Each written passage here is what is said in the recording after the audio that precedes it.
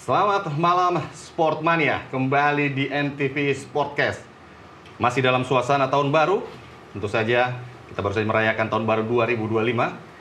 Kita akan membahas tentang resolusi yang biasanya dibahas di awal-awal tahun.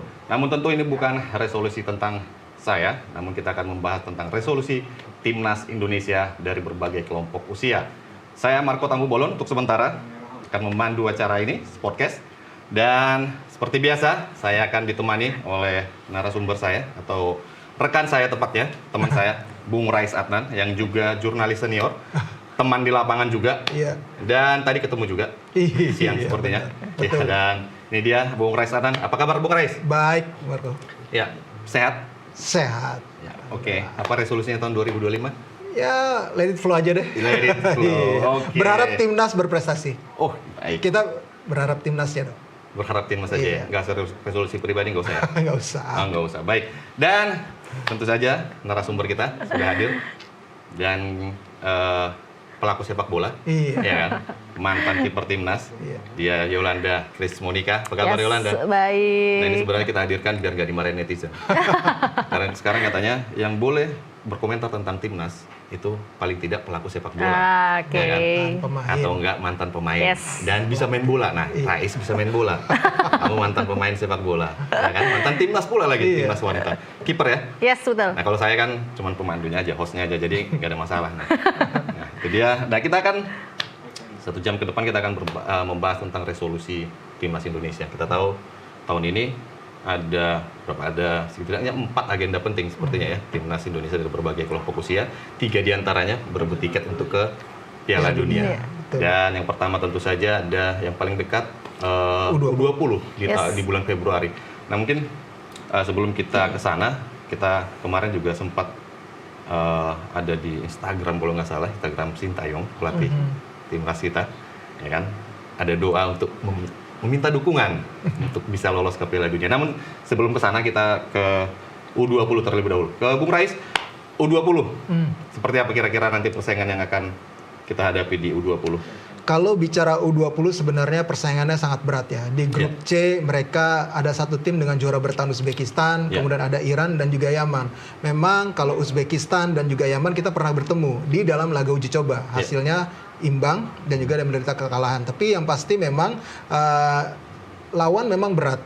Semuanya berasal dari Timur Tengah, juga ada Uzbekistan yang agak sedikit ke Eropa, yang memang mereka punya postur sangat kuat ya, punya strength yang sangat kuat. Kita udah beberapa kali juga ketemu sama mereka. Waktu zamannya Sintayong juga udah ketemu. Waktu itu kita di Piala Asia, waktu mainnya di Uzbekistan itu kita imbang. Kalau saya tidak salah waktu itu, tapi sayangnya kita tidak lolos dari grup. Nah ini Coach Indra Safri ingin mencoba lagi berupaya setidaknya mengulang prestasi dia waktu 2018 di GBK di Jakarta Piala Asia. Kita lolos sampai perempat final, nyaris 1 langkah lagi ke Piala Dunia. Sementara saat ini berarti kesempatan ketiga Coach Indra. 2014 dia gagal di Myanmar waktu itu, justru Myanmar yang lolos ke Piala Dunia U20, era Evan Dimas dan kawan-kawan. Kemudian 2018 eranya Egy Maulana Fikri, kita gagalnya sama Jepang di fase perempat final. Nah, sekarang tantangannya di fase grup sudah lawan Uzbekistan, Iran, dan Yaman. Raksasa Asia bisa dibilang, 2 ya, Iran dan Uzbekistan. Tapi bukan tidak bisa kita kalahkan. Yang jadi masalah juga adalah sekarang adalah komposisi pemainnya nih. Mereka sudah berpengalaman beberapa ya di level internasional. Tapi menit bermain di kompetisinya nih, para pemain muda kita yang U20 jarang yang mendapatkan banyak menit bermain. Mungkin hanya Donitri sekarang dan juga Kadek Arel ya, yang sekarang ada di U20, yang kemarin sempat membela kita di senior, yang mungkin pengalamannya lebih banyak dibandingkan rekan-rekan ataupun teman-temannya yang lain gitu loh.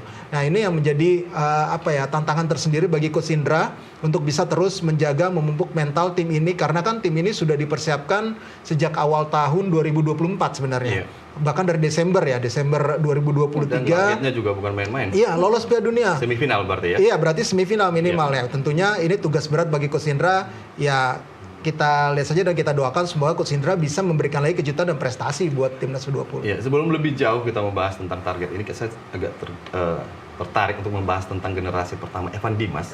Ya, itu kan merupakan generasi emas sebenarnya. Betul. Di kelompok usia disebut-sebut generasi emas. Namun kita tahu bahwa di level senior kurang kelihatan, kurang bersinar sepertinya Evan Dimas. Satu generasi Evan Dimas, ada siapa? Hansa Muyama.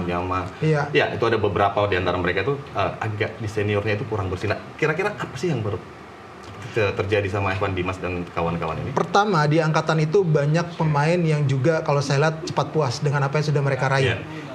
Mereka kan seperti dielulukan, kemudian pada saat mereka berjaya ya, saat itu seperti mereka banyak pemain yang kurang memaintain kualitas mereka. Mungkin yang agak bertahan lama sekarang masih bisa bersaing, tinggal Hansa Muyama mungkin. Hansa Muyama masih yang ada. agak masih kelihatan di atas ya, level atas ya. Betul. Kalau saya tidak salah, sama Dimas Derajat.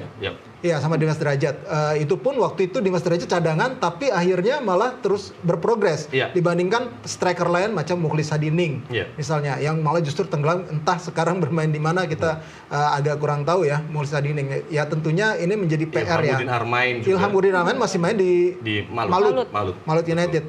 Ini kan berarti memang menjadi PR besar ya sebenarnya bagi sepak bola kita. Sebenarnya akan menjadi usia emas mereka sebenarnya. Benar, harusnya. Usia senior. Sekarang mereka itu kisaran 28-30 ya. Iya, betul. Iya, harusnya udah di usia emas, mereka ini sudah di level atasnya lah ibaratnya. Tapi ternyata Evan Dimas saja pada awal tahun dia di-cut sama Persik Kediri.